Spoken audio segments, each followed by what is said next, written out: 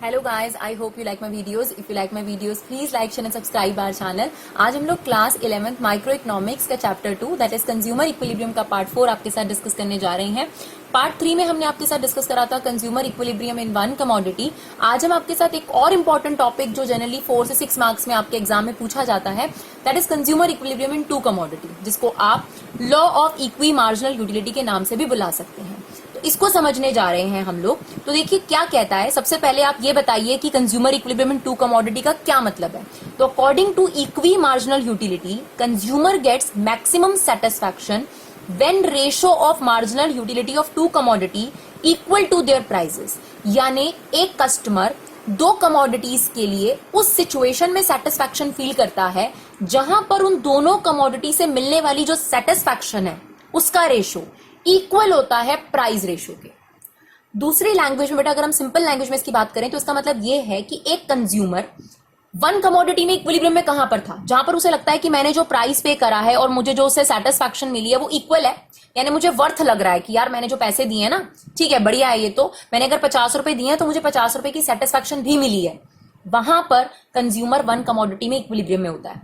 लेकिन अगर to commodity की बात करी जाए तो दो कमोडिटी को लेकर कंज्यूमर वहां इक्विलिब्रियम फील करता है जहां उसे लगता है कि अगर मैं 50 रुपए खर्च कर दूं एक्स कमोडिटी पर या 50 रुपए खर्च कर दूं वाई कमोडिटी पर, इससे भी मुझे 70 यूटिल की सेटिस्फैक्शन मिलेगी और इससे भी मुझे 70 यूटिल की सेटिस्फैक्शन मिलेगी. तो अगर दोनों कमोडिटी से मिलने वाली सेटिस्फैक्शन बराबर हो जाती है, यानी कंज्यूमर के लिए दोनों इक्वल रोल प्ले करते हैं, दोनों कमोडिटीज इक्वल हो गई, उसको बोलते हैं कंज्यूमर इक्विलिब्रियम में आ गया दो कमोडिटीज के लिए. जब तक कंज्यूमर के पास ये ऑप्शन होता है कि नहीं मेरे को एक्स चूज करना है या वाई चूज करना है, तब तक आप ये बात बोल सकते हो डियर कि वो इक्विलिब्रियम पे नहीं है. जैसे आपको एक एग्जांपल से समझाने की कोशिश करते हैं, उसके बाद हम इसकी कंडीशंस पर आएंगे. देखिए ये आपके पास एक टेबल है, इस टेबल को समझिएगा, ये टेबल बहुत इंपॉर्टेंट है. इस टेबल को समझने के बाद हम इसको डायग्रामेटिकली भी देखेंगे. तो आप ये देखिए कि अगर मान लीजिए कंज्यूमर के पास 5 रुपए हैं मान लिया, और कमोडिटी एक्स जो है वो 1 रुपए की मिलती है, कमोडिटी वाई जो है वो 1 रुपए की मिलती है. अब मैंने चिंटू को कहा चिंटू जाओ 1 रुपए में जाके दोनों कमोडिटी में से कोई एक कमोडिटी परचेज करके लाओ. ठीक है, चिंटू जाता है और चिंटू को यह पता चलता है कि अगर मैं पहली यूनिट एक्स की खरीदूं तो 20 यूटिल की सेटिस्फैक्शन मिलेगी, और अगर पहली यूनिट वाई की खरीद लूं तो मुझे 16 यूटिल की सेटिस्फैक्शन मिलेगी. आप बताओ अगर आप चिंटू हैं तो आप कौन सी कमोडिटी परचेज करना पसंद करेंगे? Obviously x commodity. यानी जो पहला रुपया मैंने चिंटू को दिया उससे उसने कौन सी कमोडिटी परचेज करी? X commodity, right. तो अगर वो फर्स्ट कमोडिटी एक्स लेकर आता है तो उसको 20 यूटिल की सेटिस्फैक्शन मिल गई, राइट. तो अब वो एक्स की फर्स्ट कमोडिटी ले आया. हमने कहा लीजिए चिंटू 1 और रुपए और लीजिए, जाइए कमोडिटी लेकर आइए एक्स या वाई में से चूज कर. तो ये तो वो ऑलरेडी ले चुका था फर्स्ट यूनिट एक्स की, फर्स्ट यूनिट वो एक्स की ले चुका है, पहली बार जो उसने ली है एक्स की यूनिट ले चुका है 20 यूटिल.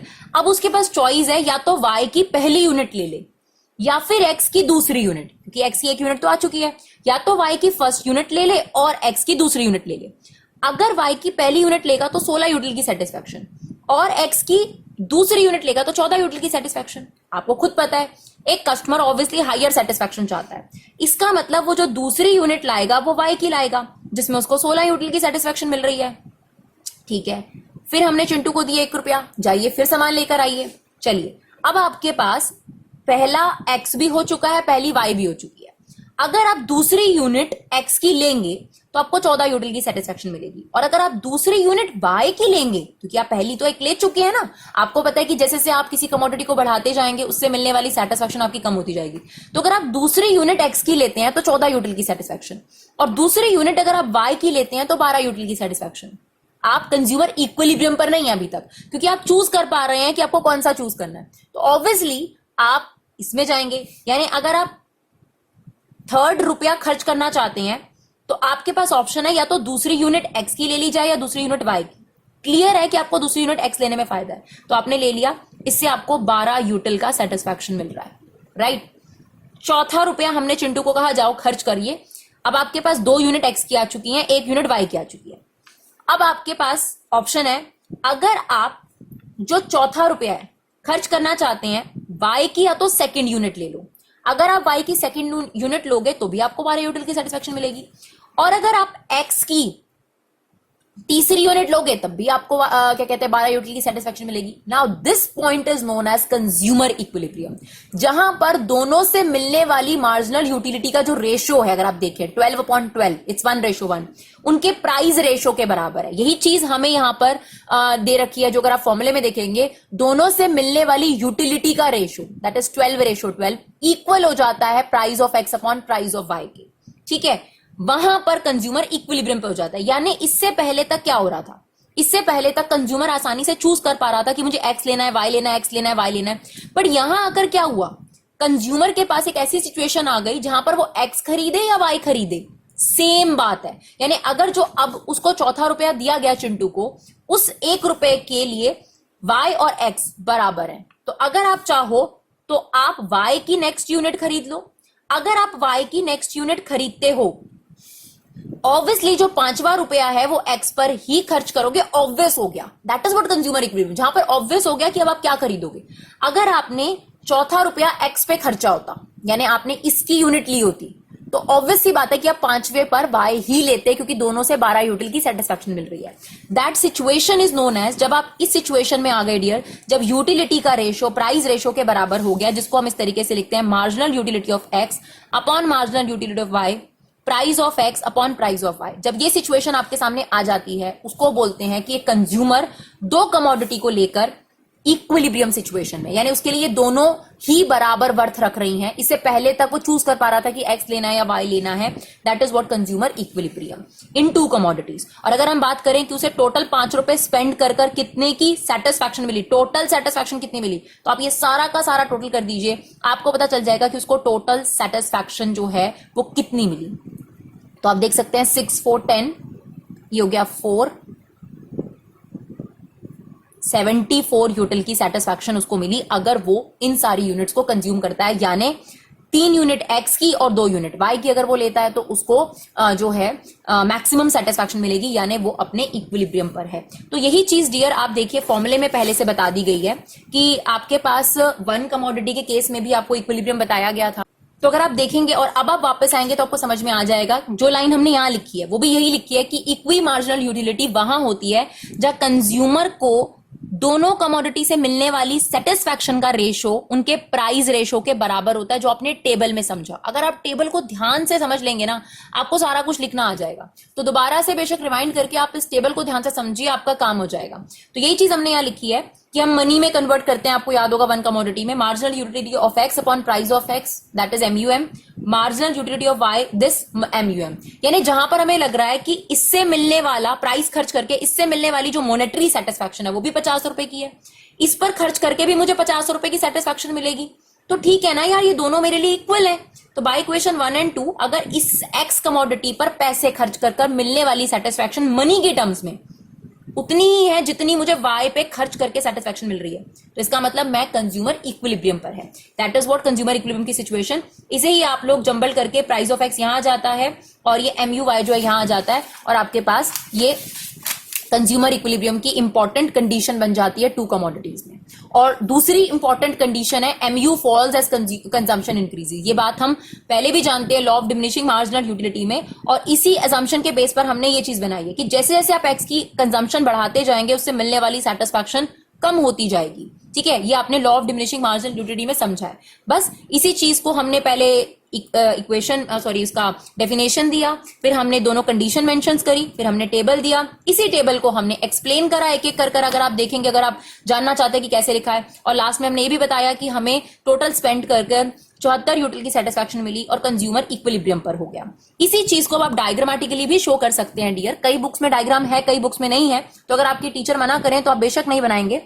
यहां पर हम लेंगे मार्जिनल यूटिलिटी ऑफ एक्स और यहां पर हम लेंगे एक्स की क्वांटिटीज। ठीक है, तो आपके पास क्वांटिटीज है यहां एक्स की unit which is 1 2 3 4 5, this one units, और ये यूटिलिटी देखकर हम यहां पर अपनी प्लॉटिंग कर देंगे। दैट इज 2 4 6 8 10 12 14 16 20, और आप इसे प्लॉट करना शुरू कर दीजिए। जैसे फर्स्ट यूनिट पे 20 यूटिल की सेटिस्फैक्शन, ठीक है, फिर 2 पर 14 यूटिल की सेटिस्फैक्शन, 3 पर 12 यूनिट की सेटिस्फैक्शन, 4 पर 7 यूटिल की सेटिस्फैक्शन यहां पर कहीं पर आ जाएगा। तो आप ये ग्राफ कुछ इस तरीके से देखेंगे कि इस तरीके से बन जाएगा, दैट इज MUX का डायग्राम, राइट। यहाँ पे MUX है। अब इसी पे हमें MUY भी बनाना है, तो हमने क्या करा, एक और यहां लाइन खींची, ठीक है। यहां पर अब यूनिट हमने उल्टी कर दी, ये X की यूनिट्स थी आपके पास, यहां पर अब हम लेंगे ऐसे करके यहां से Y की यूनिट। थोड़ा ग्राफ हमारा ऐसा हो गया, तो यहां पर आपका 1 आ गया, यहां पर 2 यूनिट, यहां पे 3, यहां पे 4, यहां पे 5, और यहां पर वही यूटिलिटी दिखा दीजिए, 2 4 इक्वल रखकर 6 8 10 12 14 16 20, और प्लॉट करना शुरू कर दिए। 1 यूनिट पे 16, 1 यूनिट पे 16, 2 यूनिट पे 12। तो ये कुछ अगर आप प्लॉट करेंगे डियर तो कुछ इस तरीके से बन जाएगा। हमने एक रफ डायग्राम बनाया, प्रॉपर तरीके से स्केलिंग लेकर बनाएंगे तो बिल्कुल ठीक बनेगा। तो जहां पर ये दोनों इक्वल हो गए, that is MUX equal to MUY, यहां पर कंज्यूमर इक्विलिब्रियम हो जाता है आपके पास। डायग्रामेटिकली अगर आप बात करेंगे तो डायग्राम बना दीजिए तो आपका काम हो जाएगा। तो आपने सबसे पहले इक्वी मार्जिनल यूटिलिटी का मतलब बताया, फिर कंडीशंस बताई, ये कंडीशन और ये कंडीशन, उसके बाद आपने टेबल एक्सप्लेन करा, टेबल बना के टेबल एक्सप्लेन करा, उसके बाद आप ये डायग्राम बना दीजिएगा, ठीक है। और उसके बाद अगर आपके पास 6 मार्क्स का क्वेश्चन है तो डिसइक्विलिब्रियम भी जरूर समझाया जाता है डियर। जहां हम इक्विलिब्रियम में कह रहे हैं कि कंज्यूमर के लिए price of X upon MUX upon price of x equal होता है, यानी जब उसको ऐसा लगता है कि मैं इस पर पैसा खर्च करूं या इस पे पैसा खर्च करूं, मुझे बराबर सेटिस्फैक्शन मिलेगी, that is what consumer equilibrium. Now what about disequilibrium, अगर ऐसा हो कि इससे मिलने वाली जो सेटिस्फैक्शन है मॉनेटरी टर्म में वो ज्यादा है कंपैरेटिवली वाई से मिलने वाली सेटिस्फैक्शन, अब क्या होगा, अगर कंज्यूमर को एक्स से ज्यादा सेटिस्फैक्शन मिल रही है तो वो एक्स की कमोडिटी को ज्यादा बाय करना शुरू कर देगा। जब वो एक्स को ज्यादा बाय करना शुरू कर देगा तो दो बातें होंगी, एक तो उसका प्राइस इंक्रीज हो जाएगा, दूसरा क्योंकि एक्स ज्यादा से ज्यादा आ रहा है तो आपको पता है कि कोई कमोडिटी ज्यादा आती है तो उससे मिलने वाली सेटिस्फैक्शन डिक्रीज हो जाती है। अब समझने की कोशिश करिएगा, अगर न्यूमरेटर कम होता जाए और डिनोमिनेटर बढ़ता जाए, दोनों का इफेक्ट ये होता है कि ये आंसर धीरे धीरे कम होता जाएगा। यानी मान लीजिए अभी आपको यहां से 50 सेटिस्फैक्शन मिल रही है और यहां से 20, लेकिन जैसे जैसे प्राइस बढ़ता जाएगा, आप एक एस्पेक्ट को लेके भी चल सकते हैं, अगर आपको इससे ज्यादा सेटिस्फैक्शन मिल रही थी तो आपने इसकी डिमांड बढ़ा दी, क्योंकि आपने इसकी डिमांड बढ़ा दी मार्केट में इसका प्राइस बढ़ जाएगा। जब डिनोमिनेटर बढ़ जाता है किसी फ्रैक्शन के अंदर तो उसका आंसर छोटा हो जाता है। जैसे देखिए, अगर आप 1/2 करते हैं तो 0.5 आएगा, लेकिन अगर आप 1/5 कर देंगे तो ये 0.2 हो गया। देखिए डिनोमिनेटर बढ़ाने से, तो ये प्राइस अगर बढ़ेगा तो इससे मिलने वाली सेटिस्फैक्शन धीरे धीरे धीरे धीरे धीरे कम होती रहेगी, तब तक कम होती रहेगी जब तक ये क्या ना हो जाए, इक्वल। ऐसा इकोनॉमिक्स का मानना है कि कंज्यूमर डिसइक्विलिब्रियम में धीरे धीरे ऐसे चेंजेस आते हैं कि वापस आप कंज्यूमर इक्विलिब्रियम की सिचुएशन में आ जाते हैं। सिमिलरली अगर ऐसा हो कि एक्स से मिलने वाली सेटिस्फैक्शन कम है, वाई से ज्यादा सेटिस्फैक्शन मिल रही है, तब क्या करेगा कस्टमर, वाई को ज्यादा खरीदेगा। अगर वो वाई को ज्यादा खरीदेगा तो वाई की डिमांड बढ़ते ही वाई का प्राइस बढ़ना स्टार्ट हो जाएगा। जब वाई का प्राइस बढ़ना स्टार्ट हो जाएगा और क्योंकि वाई आपके पास अबंडेंट हो जाएगा, उससे मिलने वाला सेटिस्फैक्शन डिक्रीज होने लग जाएगा और ये बढ़ने लग जाएगा। दोनों से ही ये होगा कि ये रेशो धीरे धीरे कम होती जाएगी, और कब तक कम होगी, जब तक ये आपस में क्या ना हो जाए, इक्वल ना हो जाए। तो अगर आप देखेंगे तो बुक में से प्रॉपर तरीके से एक्सप्लेन भी कर रखा है, तो इसे जरूर समझिए, और जो हमने आपको एक्सप्लेन करा यही चीज आपने थ्योरी में भी लिखनी है। तो आई होप आपको consumer equilibrium in two commodity समझ में आया हो।